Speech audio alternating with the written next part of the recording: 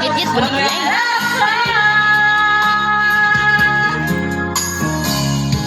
Ilan kaya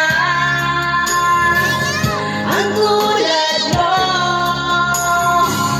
Bakit ganyan ang puso mo? Nagtataka ko na paninig ko ang pagmamanon ka na iba.